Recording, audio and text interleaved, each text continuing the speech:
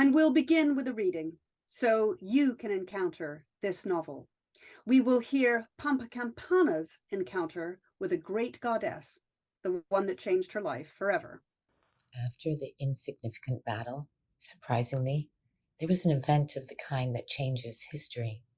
The story goes that the women of the tiny defeated kingdom, most of them recently widowed as a result of the no-name battle, left the fourth-rate fortress after making final offerings at the fifth-rate temple, crossed the river in small boats, improbably defying the turbulence of the water, walked some distance to the west along the southern bank, and then lit a great bonfire and committed mass suicide in the flames.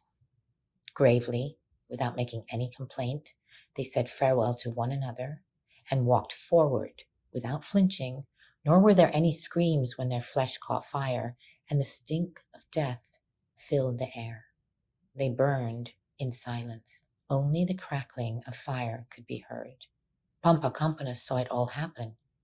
It was as if the universe itself was sending her a message saying, "Open your ears, breathe in, and learn." She was 9 years old and stood watching with tears in her eyes, holding her dry-eyed mother's hand as tightly as she could, while all the women she knew entered the fire and sat or stood or lay in the heart of the furnace, spouting flames from their ears and mouths.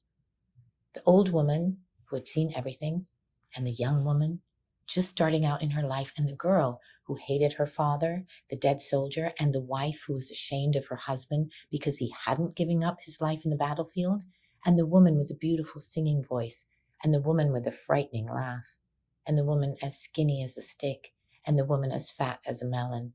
Into the fire they marched, and the stench of their death made Pampa feel like retching. And then to her horror, her own mother, Radha Kampana, gently detached her hand and very slowly but with absolute conviction walked forward to join the bonfire of the dead without even saying goodbye. For the rest of her life, Pampa Kampana, who shared a name with the river on whose banks this all happened, would carry the scent of her mother's burning flesh in her nostrils. The pyre was made of perfumed sandalwood, and an abundance of cloves and garlics and cumin seeds and sticks of cinnamon had been added to it, as if the burning ladies were being prepared as a well-spiced dish to set before the Sultan's victorious generals for their gastronomic delight. But those fragrances, the turmeric, the big cardamoms, the little cardamoms too, failed to mask the unique cannibal pungency of women being cooked alive, and made their odor, if anything, even harder to bear. Pampa Kampana never ate meat again, and could not bring herself to remain in any kitchen in which it was being prepared. All such dishes exuded the memory of her mother, and when other people ate dead animals, Pampa Kampana had to avert her gaze. Pampa's own father had died young, long before the nameless battle, so her mother was not one of the newly widowed. Arjuna Kampana had died so long ago that Pampa had no memory of his face. All she knew about him was what Radha Kampana had told her, that he had been a kind man, the well-loved potter of the town of Kampali, and that he had encouraged his wife to learn the potter's art as well.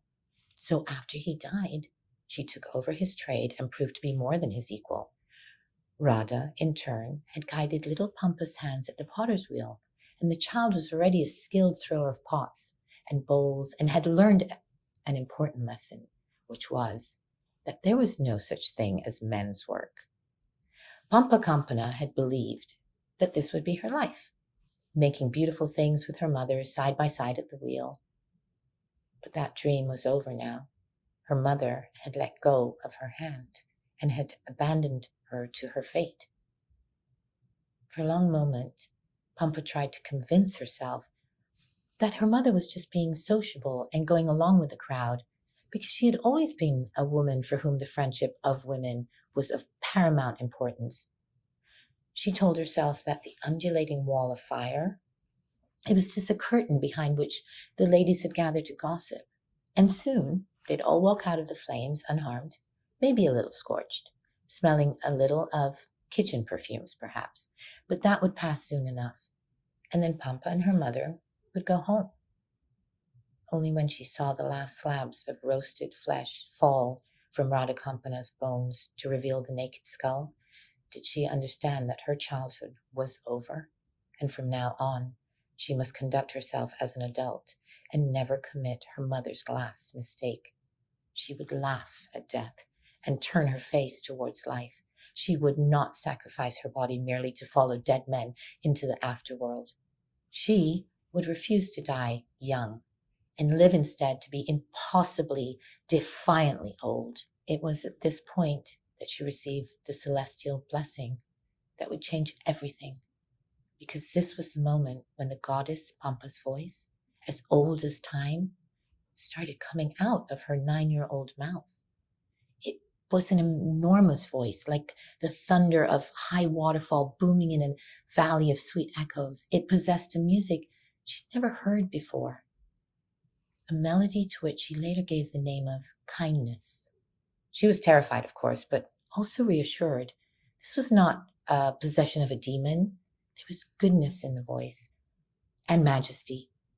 Radha Kampana had once told her that two of the highest deities of the pantheon had spent their earliest days of their courtship near here, by the angry waters of the rushing river. Perhaps this was the queen of the gods herself, returning in a time of death to the place where her own love had been born. Like the river, Pampa Kampana had been named after the deity. Pampa was one of the goddess Parvati's local names, and her lover Shiva, the mighty lord of the dance himself, had appeared to her here in his local three-eyed incarnation. So it all began to make sense. With a feeling of serene detachment, Pampa, the human being, began to listen to the words of Pampa, the goddess, coming out of her mouth. She had no more control over them than a member of the audience has over the monologue of a star. And her career as prophet and miracle worker began.